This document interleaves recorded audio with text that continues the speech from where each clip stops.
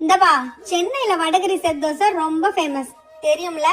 But நிறைய இடத்துல இது இப்ப கிடைக்கிறது இல்ல. செலக்டிவான ரெஸ்டாரண்ட்ஸ்ல தான் இது சர்வ் பண்றாங்க. பட் சென்னையிலேயே பிறந்து வளர்ந்து இப்படி ஒரு ஐட்டத்தை நீங்க இது வரைக்கும் மிஸ் பண்ணிருந்தீங்கன்னா அது ரொம்ப தப்பு. சரி ஓடியாங்க, எப்படி பண்றதுன்னு பாத்துடலாம். மிக்ஸி ஜார்ல 300 கிராம் கடலைப்பருப்பு 3 மணி நேரம் ஊற வச்சு சேர்த்துக்கோங்க. கூட 2 காஞ்சி மிளகாய், கருவேப்பிலை, 1 டீஸ்பூன் உப்பு சேர்த்து கொரக்கொரன்னு அரைச்சிருங்க. இப்ப நம்ம மெத்தட பாருங்க. தவால 3 டீஸ்பூன் எண்ணெய் ஊத்தி அரைச்ச விழுது சேர்த்து நல்லா பாருங்க. முதல்ல 5 நிமிஷம் நம்ம பேச்ச கேட்காத மாதிரி தான் இருக்கும். ஆனா 10 நிமிஷம் ஆச்சுன்னா பட்டாட்டம் நம்ம பேச்ச கேட்டு மணல் மணலா ரெடி ஆயிடும். இப்ப நல்லா அகலமான சட்டில எண்ணெயை ஊத்தி பிரியாணிக்கு நீங்க என்னெல்லாம் மசாலா போடுவீங்களோ அது எல்லாத்துலயும் 2 சேர்த்துக்கோங்க. கூட 1 டீஸ்பூன் கடுகு மட்டும் சேர்த்து பொரிஞ்சதும் 2 பெரிய வெங்காயம், 3 பச்சை மிளகாயை நல்லா வதக்குங்க. கூட 2 டீஸ்பூன் இஞ்சி பூண்டு பேஸ்ட் சேர்த்து வதக்கிட்டு 2 தக்காளி சேர்த்து நல்லா வதக்குங்க. இப்ப இதுல 4 டீஸ்பூன் குழம்பு தூள், 1 டீஸ்பூன் உப்பு சேர்த்து நல்லா வதக்கிட்டு 3ல இருந்து 4 கப் தண்ணி ஊத்தி கொதிக்க விடுங்க. தண்ணி கொதிச்சதும் 1/2 கப் தேங்காய் பால் சேர்த்து ஒரு கொதி வந்ததும் நம்ம ரெடி பண்ணி வச்சிருக்கிற வடை பவுடர் சேர்த்துக்கோங்க. கிளற ஆரம்பிக்கும் போதே கெட்டியாகும். நீங்க கூட 2ல இருந்து 3 கப் தண்ணி ஊத்தி டைல்யூட் பண்ணிக்கலாம். நல்லா ஒரு 5 நிமிஷம் கொதிக்க விட்டு கை நிறைய கொத்தமல்லி சேர்த்து ஸ்டவ் ஆஃப் பண்ணிடுங்க.